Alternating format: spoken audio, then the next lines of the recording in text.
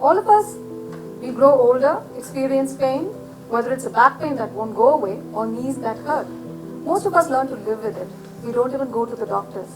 And that is why we're here today to understand and what is arthritis with a distinct panel of doctors.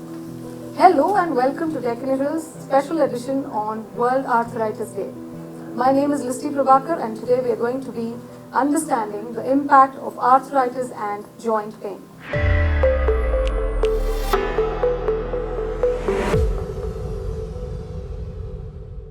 The word arthritis means a lot. But do you know that the word is used to describe more than 100 rheumatic diseases and the conditions affecting bones and tissues?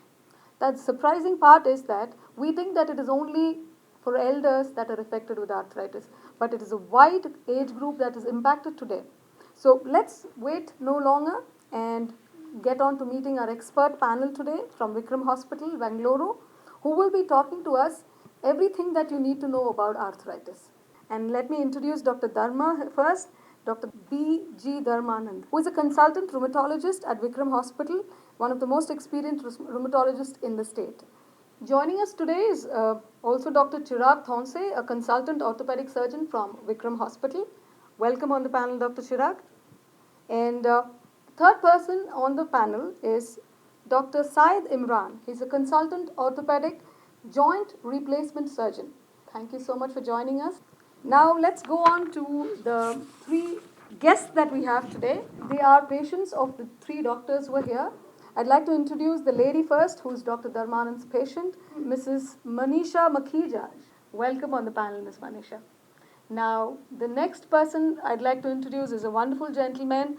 He is Dr. Chirag's patient, Mr. Lionel D'Souza. Welcome on the panel, sir. Third person is a patient of Dr. Syed Imran. And we have Mr. Faizullah Khan. Thank you so much for joining us. If I'm going to say that I have a joint pain or I have a knee pain that has been bugging me for a long time, I would never think it is arthritis, right? I would just think it's probably too much of stress, too much of climbing the stairs, or maybe walking with heels for a long time. As a lay person, how do I know which pain is what? Is it arthritis or is it rheumatoid arthritis or what is it? So how do I look at it, Dr. Dharman? Very good question. So aches and pains are extremely common in society. So not every ache and pain is due to arthritis. True. If the pain is localized to a joint and if the pain begins after an injury or after an unusual activity and doesn't go away in a day or two, that might mean that you might have some problem in the joint. Mm-hmm. And we may have to start thinking whether I should see a doctor or not. And there are many types of arthritis. What I'm talking about is predominantly knee pain. Mm-hmm. And if you develop a pain in the small joints of the hands, small joints of the feet, and you start feeling stiff for hours together, mm-hmm. You wake up in the morning, feel stiff for a few minutes, and we become all right. But if you remain stiff for more than an hour, then that might indicate that you may have inflammation in the small joints of the hand. So that's the time we should start thinking of meeting a doctor. Mm-hmm. Coming to which doctor to see, okay. So it depends upon where you live. If you are in a city like Bangalore, you have a luxury of seeing a rheumatologist and orthopedic surgeon very easily. But wherever you are, it is better to see your family doctor or a general practitioner, and they will make the preliminary evaluation and decide whether that patient requires a referral to an orthopedic surgeon or a rheumatologist. Okay. So morning, when we have these joint pains in the morning, and after, let's say, 10 minutes, it goes off, it is still something that we should consider visiting a doctor? Is that what you're saying? If it persists beyond a few months, few weeks, see, if I get a viral infection, you may feel the joint pains and stiffness for few weeks and few days to few weeks. If it doesn't get better, or if it is progressively increasing in severity, and if it's every day, if it is there persistently every day, mm-hmm. and it keeps on increasing in intensity over the next 10 days, 10 period of time, then you should start thinking of going to a doctor. Oh. What is the difference between arthritis and rheumatoid arthritis? Arthritis is a general term. Mm-hmm. Arthritis is like if you have inflammation in any joint, that means you have arthritis. Rheumatoid arthritis is a particular type of arthritis which is an autoimmune arthritis which can affect relatively younger women, and it can affect any joints of the hand Okay. or any joints of the body, and affects more than say 10 joints most of the time. Okay. So that causes inflammation in the joints. If not treated, it can lead to deformities and difficulties for the patient. So rheumatoid arthritis is a type of arthritis. We call it as a polyarthritis. Poly means more than 5 joints are affected in this. So arthritis is a generic term. Like any, there are hundreds of types of arthritis as you told earlier. Osteoarthritis is one particular type of arthritis. Gout is another type of arthritis. Like that, rheumatoid arthritis is the most common arthritis which can affect multiple joints. Oh, okay. Okay. That was something new I learned today. Thank you so much. What are the common complaints, Dr. Chirag, that you see in a hospital when people come to meet you? And many of us think that arthritis is only for the old, right? And we think as people grow older, they complain. We hear our parents saying, we got back pain, I can't sit down, I can't sit on the floor. So we always think and associate arthritis to aging. But how is it a true or is it a myth? Do you see people with young kids, teenagers having arthritis? Because that would really surprise me. Yeah, see now, arthritis, when, as Dr. Dharmanand said, arthritis, the word itself is a broad spectrum word now. Arthritis could simultaneously affect the elderly age group or even the younger age group. It depends upon what kind of an arthritis we are talking about. Now, joint pain per se, it could just not be because of arthritis. It could be because of an injury. It could be because of an overuse, an abuse, or else some sort of variations in the blood markers, like a uric acid. All these things can lead on to, or even some vitamin deficiencies, like vitamin D deficiency can cause aches and pains in the joints and the body. Now, to talk about arthritis per se, the age-related arthritis is called the osteoarthritis. Basically, it's the wear and tear of certain part of the body. Most commonly the knee, the hips, the shoulders, so on and so forth. Even ankle is not very rare. Middle-aged individuals can develop this kind of wear and tear because of certain other factors. May it be some other skin lesions like psoriatic arthritis. People who have psoriasis can develop arthritis. Rheumatoid arthritis, as Dr. Dharmanand said, rheumatoid arthritis is a blood-related arthritis. It can affect younger age group or a middle-aged group. People who have had previous injuries to the knee, a neglected ligament injury in the knee, a neglected trauma or fractures in any part of the joint, this can lead on to an early onset of osteoarthritis. Children, there's something called a juvenile rheumatoid arthritis, which starts off in a juvenile age group, which can affect multiple joints in children. Rheumatism can affect very young age group. So it's a broad spectrum. When we talk about arthritis, we need to probably talk about the entire spectrum of arthritis. But yeah, World Arthritis Day, we usually mark osteoarthritis. Now, what is the market leader here? it's osteoarthritis. Leader for arthritis. Yeah, Okay. it's osteoarthritis, wear and tear. And as you rightly said, India is going to be the market leaders for My God, that's really scary. osteoarthritis. Dr. Yes, Chirag. that's because of the kind of occupation we are involved with, the awareness in the rural population, the joint care. Patients do not come to us at an early stage. They do come to us in a very, very later stages. So yes, of course. So these are the factors which we need to keep into account. Why the incidence of osteoarthritis or any form of an arthritis is increasing in India. So awareness is something. Joint care is the second thing. And of course, the occupation, nutrition, so on and so forth. Thank you, Dr. Chirag. My next question is to Dr. Syed. Doctor, for many years we were told that arthritis has no cure. Has it changed today? And are there surgeries or we are just talking about pain management? So what is the current situation today? I mean, if you ask me whether arthritis has a cure, arthritis has no cure. But we'll, just like how diabetes and hypertension are, you learn to live with it. Okay, now what are the problems that an arthritis can cause? It can cause pain, which is not coming down with medication. Correct. It is hampering your walking. It is hampering your daily activities, wherein for you to go to the washroom is painful. You're not able to have a good night's sleep because of the pain. That is when you start addressing it. Okay, and how do we address it is by doing, I mean, first, there are many ways to address it. First, we start with the conservative measures. In case conservative measures with medications, exercise, weight loss, and other modalities, including physiotherapy, in case it is not coming down, then there are a few interventions we can do, like a few injections into the knee. Even in that is not helping, then we go to the joint replacement. Joint replacement surgeries are very successful surgeries for arthritis. Okay. So they're not the cure for the arthritis, but they are the modifications for how you live with an arthritic joint. Life modifications. Yeah. Yes, and but these are basically game-changing surgeries which would change your complete lifestyle. Oh, that's great. Good to know that. There's one thought that keeps running in our head, because as women, we've been told that, when you hit menopause, so many things change in your life, so many things change in your body. My question is, Dr. Dharma, is it true that after menopause, women are at a high risk to get rheumatoid arthritis?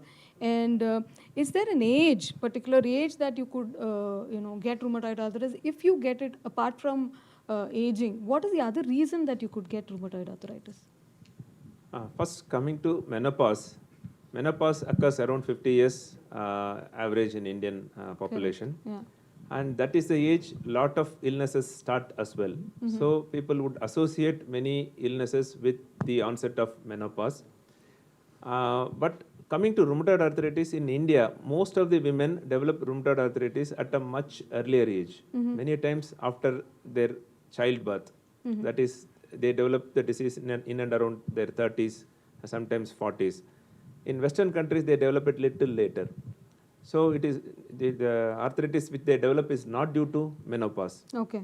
And menopause per se should not cause any arthritis, but the hormone changes are associated with tiredness, little bit of fatigue, body aches, which are non-specific. Generally, it settles down over a year or so. So that is very common symptoms due to menopause, but arthritis are generally not due to menopause. Apart from that, why a woman or a person would develop arthritis? It is the gene. If we carry certain type of gene, that makes us prone to develop autoimmune diseases. Okay. Like an example, HLA-DR4 gene, that makes one to develop prone to develop rheumatoid arthritis. But not everybody with the gene develop rheumatoid arthritis also. So the genes plus gender, the women, are much more likely. So almost 3 to 4 is to 1 is the ratio between men and women for rheumatoid arthritis. And along with that, many environmental factors, they pull the trigger. The genes load the gun, environment pulls the trigger. Well-known environmental factors are smoking, poor dental health, pollutions, high salt diet, and these are the common things I can think of now. So this can also contribute. It's like a multiple hit. You are a genetically prone individual, person. you happen to be a female, you happen to smoke first hand or second hand, or you have a poor dental health, and also some of the infections like COVID, Epstein-Barr virus, some of the influenzas, they can change the immune system in such a way that the immune system gets activated. And if you have all these things in place, this can be the last trigger for the disease to come out. Yeah. So we've been told that during pregnancy you have to take a lot of calcium, post and pre. And if you don't take enough calcium, after pregnancy, when you're feeding your child, then after you're 45, you'll get arthritis. Is that a myth or is it actually true? It is a myth. It is a myth. Pregnant women do require more calcium, not because they are going to get an arthritis if they don't take it when they are 40, because the growing baby takes up quite a bit of calcium from the mother. If mother's calcium intake is low, mother is going to lose, the calcium is going to go from her bones. She can lose a little bit of bone. And also there could be a problem because most of the toxins like lead gets deposited in the bone. So if mother doesn't take calcium supplementation and the bone gets resolved, the calcium gets resolved, along with that lead also can come out and get into the baby. So taking calcium during pregnancy is advisable. During lactation also you require more calcium. So it is required, but not taking calcium enough is not a requisite for them to develop an arthritis at the later So age. that's just a myth. then. That's a myth. It's just a myth. Okay. And is it also true that people with arthritis or rheumatoid arthritis should not sleep under the AC or sleep under the fan, and they get more pain because of this? Is that true? It is true to a certain extent because rheumatoid patients are extremely sensitive, particularly when the disease is active, when they have a lot of swelling in the joints, sensitive to weather changes. Okay. Sometimes they can predict the weather much better than the weather forecast people because they know that, okay, today I have more pain, it might rain. It might rain. It might rain. When they have more pain during humid weathers. And also when they have an active arthritis, they develop some of the hormones which is similar to what we get during a viral fever. So they feel feverish. Like when you have viral fever, fan is going full throttle, you may feel uncomfortable. So in a similar way, when the rheumatoid arthritis is active, when they are sleeping under a fan, they may feel little uncomfortable. And also they become little more sensitive to the airflow and the pressure changes. So that can increase the pain, but it doesn't increase the disease. It doesn't increase the disease, Only their but they may feel more symptoms. Yeah, their sensitivity becomes more for Yes. them at that point of time. I had a question for Dr. Chirag. I have an aunt who's 60 years and she developed a wrist joint pain. And it was after her retirement, and then she went to the doctor to check that. And they told her that her uric acid levels are high, and they've put her on a diet. They've asked her to cut down on meat and less of chai. She's a tea person, and it hurts her a lot that she can't drink tea anymore.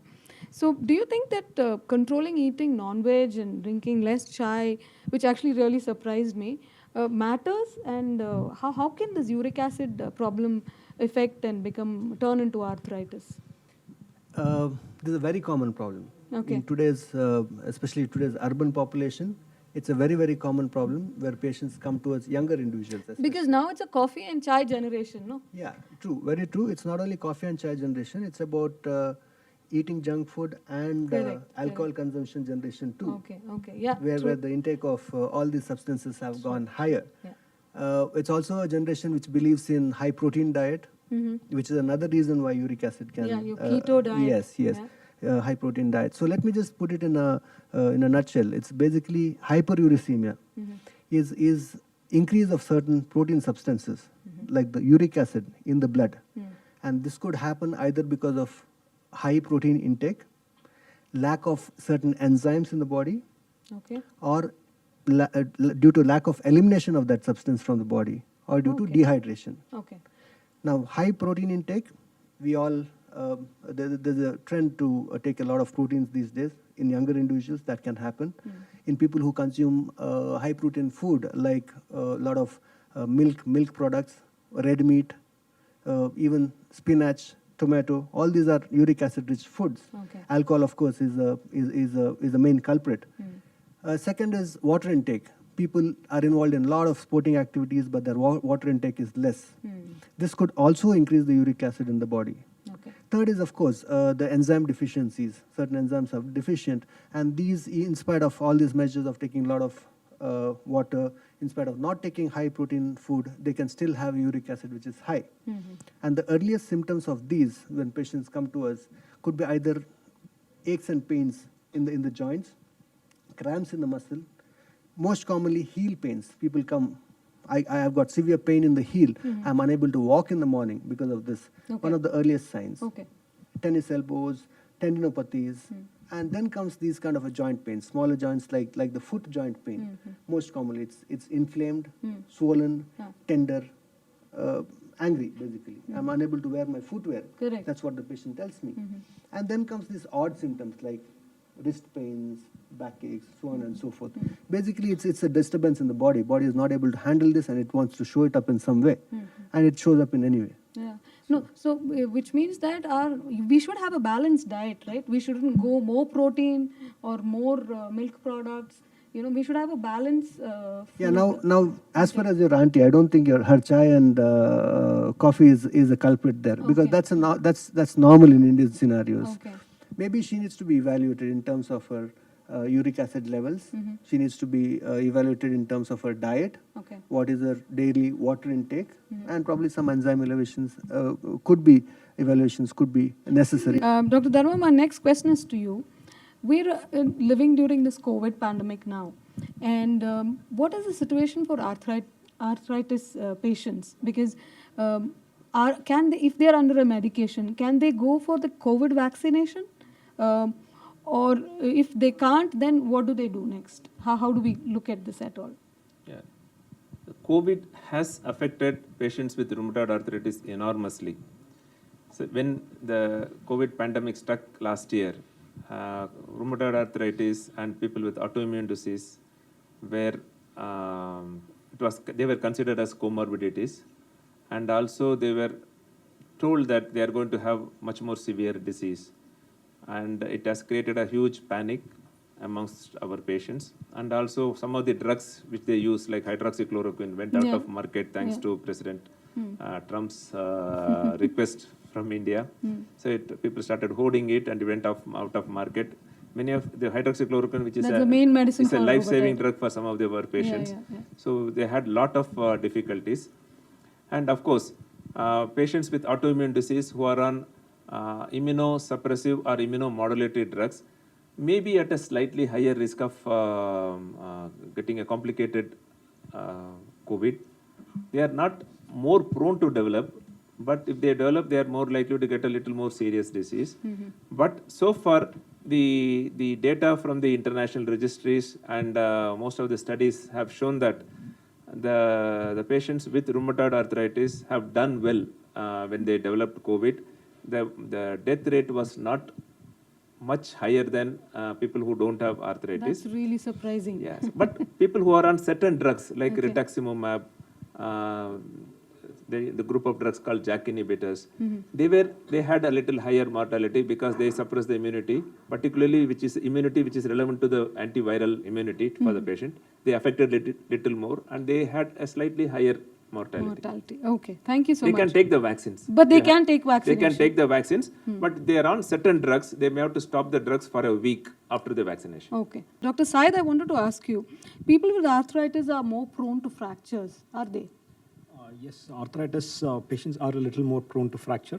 Reasons being two. Okay. One is because of arthritis, they may not be loading the joint. When I say loading the joint, they may not be doing normal activities, wherein they are mostly bedbound because of the pain. Okay. So what happens when you're not loading a joint, when you're not really walking, is your bones start to become weak.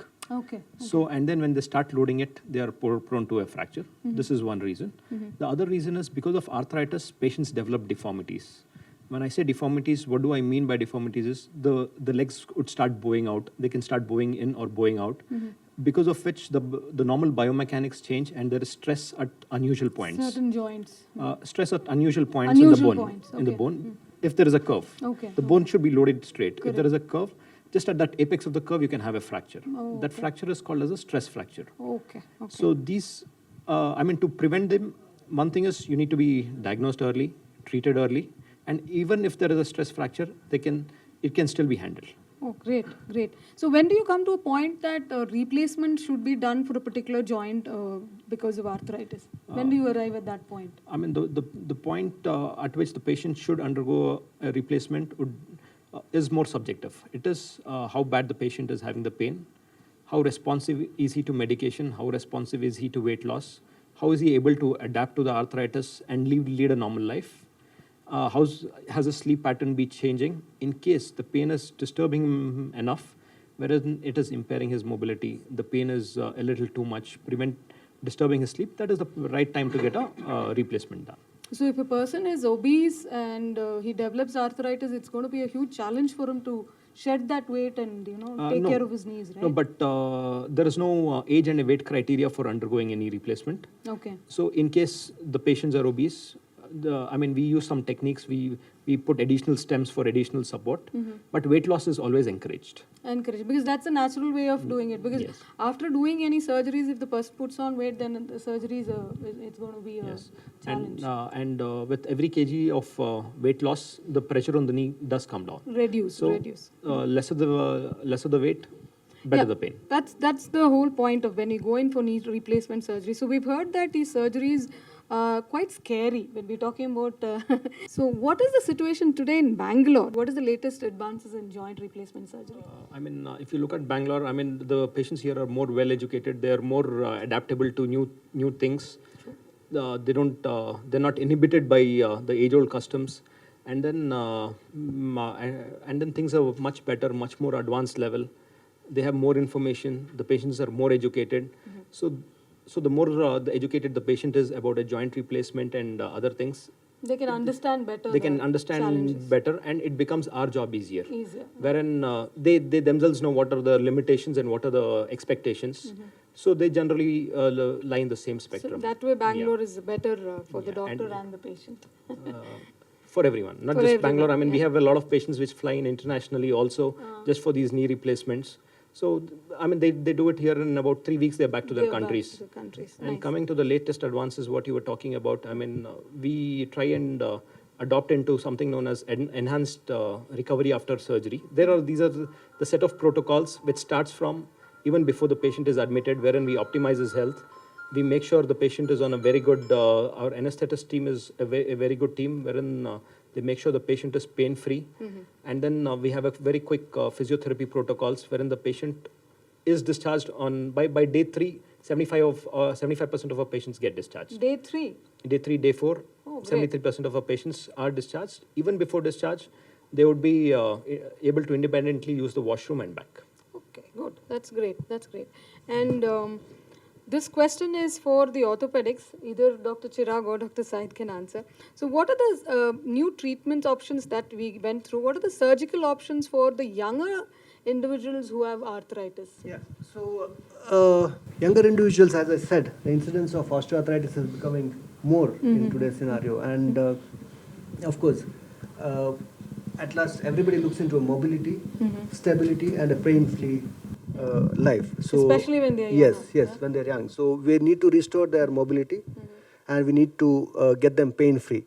So, there are a few surgical techniques which are done pre total knee replacement. Okay. That could be change of an alignment in case early stages of osteoarthritis or any form of damage to the knee, which brings in about arthritis with deformity. One could change the alignment of the knee. This is called a high tibial osteotomy. Okay. It's a very effective surgery and a very fruitful surgery, which might as well delay the joint replacement surgery for many years, Okay. up to 15 to 20 years. It's been proved to be a very good surgery. Second thing is partial knee replacements. When individuals who are younger than 60-65 years come to us, physically active people who do not want to undergo such a morbid surgery or a biggish surgery, one could have a simple partial knee replacement surgery where one would replace only a small portion of the knee which is affected, and it restores the mobility of the patient painless. Patient is up and about the next day. They're able to resume their normal activities. We have patients who even go for their morning long walks, and I have one patient who even jogs after a partial knee replacement. That's good news. That's Yes. good news. So these are the new technical advances which have happened over the period of years, and they are very effective in younger individuals. Thank you. Thank you so much. We'll now go to the next session, which is the discussion with the gentleman and the lady who's joined us. We would like to talk to them about the surgeries they've undergone and their experiences firsthand. So I'll start with Dr. Dharma's patient, Madam Manisha Makhija. She's a 42-year-old. She had bilateral hip arthritis, secondary to rheumatoid arthritis. Her arthritis was so advanced that she was unable to either stand, sleep, due to her deliberating pain. It was that painful. And she underwent a hip replacement in the month of August 2021. That is 2 months ago? Yeah. Wow, and she's here. So considering her age, she was operated with the ceramic implant. Miss Manisha is back to her work. She's able to walk independently and sleeps peacefully without any pain. At present, she's looking forward to her left hip replacement too. So welcome, Miss Manisha. Please give us your experience. In short, what is this? Why were you here to meet the doctor? How did you recognize your problem? And how did the surgery go? And what's happening with your life today? Actually, when I was the age of 29, I got severe pain, all joint pain. So literally, I've met many doctors. I've gone to Bombay also, but no one doctor was like, all reports was negative. They told, no, you nothing you are having. But my pain was very severe. Like it was not able to sleep at night. Okay. So my one of doctors suggested me Dr. Dharmanan. So I visited him when I was 29, age of 29. So he treated me so good. Like I was like within week only I was back to my normal life. The pain was gone. So I was very lucky that this doctor came in my life That's great. because it was horrible pain. I can't able to do my work and I have 2 kids. So I can't able to manage them also. But once doctor started the treatment, I was very, very much fit and fine. Okay. So like long back, I was continuously coming to here. Like first he was in Sakara. There also I was going. Then after coming here, last year I got severe pain in hip. So again, I was suffering COVID also last year. Okay. So I spoke about him about this also. So doctor advised me that pain was very severe. I can't able to sleep at night. So he advised me to go for hip joint surgery. Okay. So that's how you went for the hip joint Yeah, surgery. yeah. Okay. So how did the surgery go and how? Surgery was very good. Dr. Imran, really very wonderful doctor. He supported me a lot. Like whenever I have pain, I used to call him also. Very good doctor. He treated me so nicely. And within 2 days, pain was not severe. I was able to go to washroom also. Like Dr. Dharmanan suggested me Dr. Syed Imran. Very lucky to have this doctor in my life. And I am very much comfortable with my work. Very wonderful doctor. Thank you so much. Thank you so much, Ms. Manisha. So, Mrs. Manisha is initially Dr. Dharma's patient who was visiting him for a long time, many years now. 15 years. Yeah, 15 years. That's a very long time, more than a decade. Then, now for your hip replacement, you came to Dr. Imran, right? Yeah, Dr. Dharmanan suggested me Imran. Okay. Dr. Imran, you want to say something about your patient? No, I think she's done wonderfully well. I think you're discharged on third day, if I'm not mistaken. I think the Tuesday surgery. I got surgery Thursday. Yeah, Thursday she After was 2 up days. and about walking. So, no pain now. No She's pain at actually a caterer by profession. Okay. Yeah. Her I only do required. that also started that work within 3 weeks. Like You started working as a Yeah, caterer yeah. back to. yeah. That's very inspiring actually And she because makes we. very good jamuns. Oh, nice. You should get us some jamuns sometime then. Yeah, sure. Please give me her number. I'll call you for orders. Thank you so much, Ms. Manisha. That is truly inspiring. 2021 August, she's had a surgery and she's here with us on the panel today. That's inspiring to know that such hip replacement surgeries are possible and we can get back to normal life. Truly inspiring for me. Now, let's go to our second guest here. We have Dr. Chirag's patient, Mr. Lionel D'Souza. He is a 76-year-old male and he had knee replacement surgery, was done about 3 years ago. So let's hear from him what went through the last 3 years and how he's recovered from this surgery. And he's able now to walk 5 kilometers every day, which is great for a 76-year-old. I think we should learn from him. Mr. D'Souza, please give us your story. 2019 Feb 9th, I had my surgery. Okay. I walked after 16 hours after the surgery, My God. thanks to him. Thank you so much. That's nice to hear that. Yeah. And now I walk per day 15,000 to 20,000 steps. Okay. Okay. I keep a tab on this. Yeah. Beginning of the week, I walk 15,000 to 18,000. But end of the week, I go to 20 to 25. Okay. Because it is between my wife and we competition who wins. Okay. Okay. Competition. Who So walks more? every week I do 1 lakh 1 lakh. steps. Wow. The young people out there, hear me out. You have a 76-year-old young man walking 1 lakh steps every week. I think this is the most inspiring thing I've heard today. That's wonderful, doctor. So, was it? Thanks to him. Yes, thanks to the wonderful doctors. Was it his height and weight that caused his knee issues? No. No? Actually, I was playing badminton with my son. It is a long story. Can I? Yeah, you can finish in 1 minute, the long story. Badminton with my son. Yeah. He wanted to beat me. It was an ego problem. I damaged my knee and I neglected it. Oh my God. Okay, Can I okay. just add on? Yes, So when yes, Linal yes. came to me for a knee problem, so I told him, I looked at the X-ray and I was like, "How are you walking with this?" And he's Oh. like, "I'm walking." How I came into a chamber. It was painful.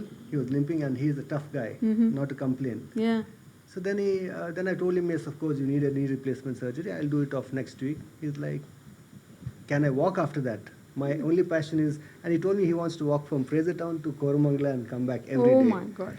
And I told him, okay, I can, I think mostly you will be able to do that. Okay. But at the end of 1 month after surgery, or probably 6 weeks after surgery, he comes back to follow up with me and he says, I've started my morning walks. Oh, nice. And here you are, 3 years down the lane, he's doing very well, Okay. very motivated guy. And this is what we want from our patients, a proper physiotherapy, a proper follow-up, Yeah. and post-operative rehab. Mhm. Makes- That's the catch, post-operative rehab, because most of us, we come to doctors for surgery, the doctor does his job, be it your knee or be it your heart, it's all the same. Post-operative rehab, taking care of your diet, your regular walks, your follow-ups, very, very important, whatever the health condition is. Especially today, we're talking about arthritis. So arthritis follow-up after an operation is very important, so stay connected with your doctors. Thank you, Mr. Lionel. That was really inspiring. 1 lakh steps a week. Come on, youngsters. More than that? Yes. Okay. Much more than that. Okay, that's an average then. All right. Thank you, Mr. D'Souza. So next, let's go on to Dr. Syed's patient. We have Mr. Faizullah Khan, a 70-year-old. He had a fall basically in 2017 and sustained a fracture, the neck of the femur, that is the hip, and he had a hip replacement done by Dr. Imran. Considering his active lifestyle, he underwent this surgery, and within 2 weeks after his surgery, he was able to walk without any external support. And it's been 5 years now, sir? 5 years now? Yeah. So 5 years, 5 saal ho gaye, and he's absolutely fine. He's quite happy, and as a result has faced no restrictions in his regular routine at all. So, Mr. Faizullah, please tell us, how are you feeling after the surgery? After surgery, I'm feeling very well. Okay. So, आप walking कर रहे हो every day? Are you I'm walking walking? every day 10 rounds in Richards Park. Okay, okay, okay. Do you compete with Mr. D'Souza in walking sometime? No, no. No, I compete with my wife. You compete with, okay. So he competes only with his wife. He doesn't compete with Mr. Khan. Tell me, sir, so how did the surgery go, and were you scared to undergo the surgery? Because 5 years back, I think you would have been around 65 years that time. After surgery, Mr. Imran Khan gave me very good operation. And then I'm very happy. As well as today also, I'm walking 10 rounds in the morning. Any food restrictions he has given you? No, nothing like that. Nothing like that. You can eat anything. What's your Yes. favorite food, sir? My favorite food. I know what is his Chows. favorite food. Even post surgery, the first thing he asked me was, when can I eat biryani? Ah, see? So you enjoy your food. There's no food restrictions. No, nothing like that. You do your walks every day. Yes. Okay, that's wonderful to hear. You want to share anything else, sir? I'm sure he must have come in your bike today. Yeah, I came So a bike. he rides a bike And- also. Okay. Not from now, even for a stitch removal, he'd come to my clinic in his bike at all.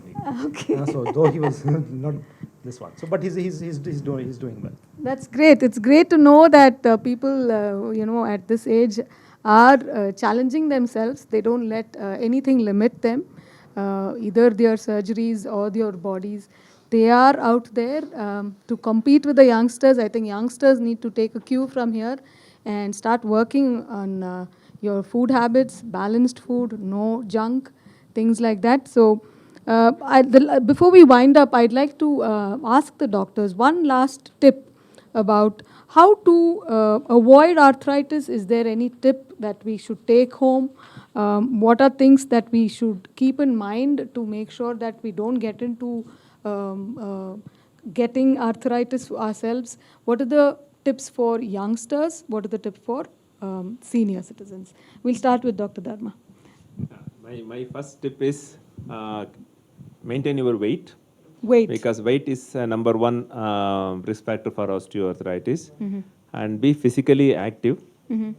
And activity is medicine. Exercise is medicine. So more fit you are, more likely that you will remain well.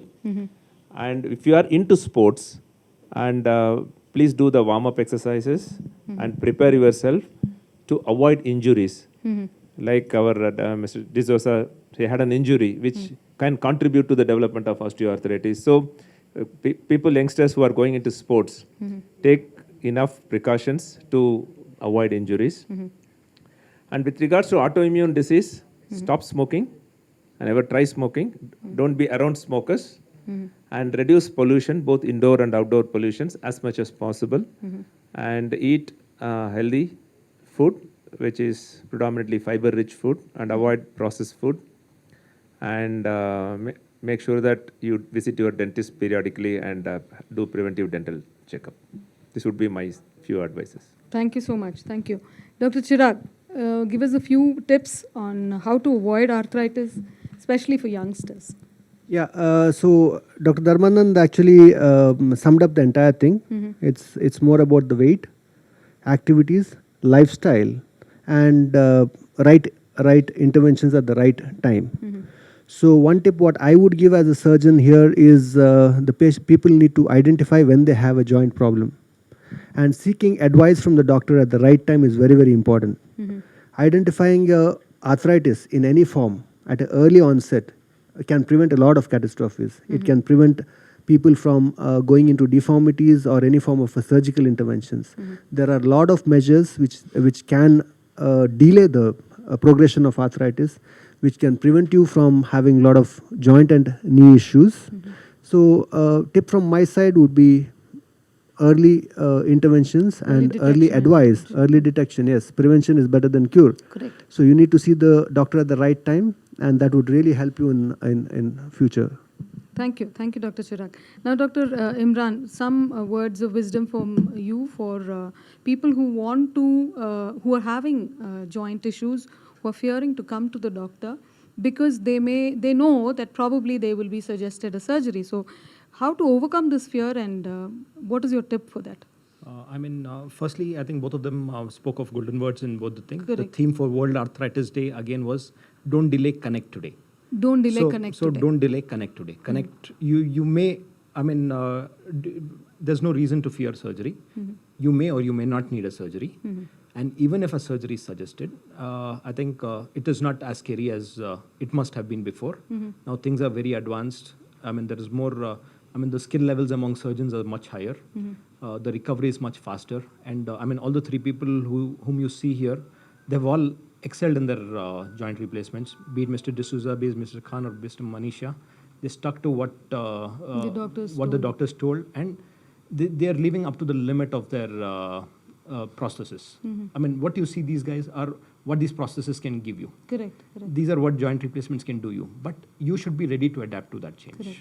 Do you think previously technology was not so updated, and there could have been a lot of failures in surgeries which people have seen and got scared? Could that be a reason? Absolutely no. These are surgeries which have been happening from 1960s. Oh, wow. So 1960s to now is about 60 years of data. Okay. Not that previous surgeons were not skilled or previous things were not this one. People did not want to adapt to change. Okay. Now, I think even a person at 70, how old are you, Mr. D'Souza? 77. Yeah, be it Mr. 77, Mr. 74, they want their active lifestyle. Correct. They just don't want to compromise on their lifestyle. In the sense, he still wants to do lag steps. He still wants his Richard Spark. No? The lady still wants the jamun. Yes. So these people chose to change rather than being inhibited. Yes. So you need to come and adapt to that change, and that is where you will go ahead. Thank you so much. Thank you. That was words of wisdom from all the three doctors. To sum it up, we are looking at early detection of arthritis or joint issues. So like I told you, all of us have pain, all of us age day by day. But how we handle the pain and how we look at our bodies is very important. So they say body is the temple of God. So let's treat it with respect. Let's not abuse it with junk food, bad habits like smoking, drinking again was damaging for arthritis is what Dr. Dharma was talking about.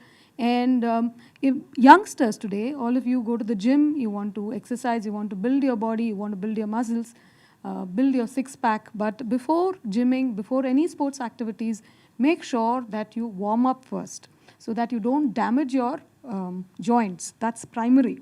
And quit smoking if you're smoking today. That's not a advice from me, but from the doctors on World Arthritis Day. And go for your dental checkups. That's something new. I never expected that to be connected to arthritis. So go for your oral checkup, get a feedback from your doctors on how your teeth are doing so that you can avoid a lot of other health issues. And early onset, again, checking on early detection is very important so that we can live a long life, healthy life. Healthy life not only says not having diabetes, not having a heart issue or a kidney issue, it also means having very healthy joints.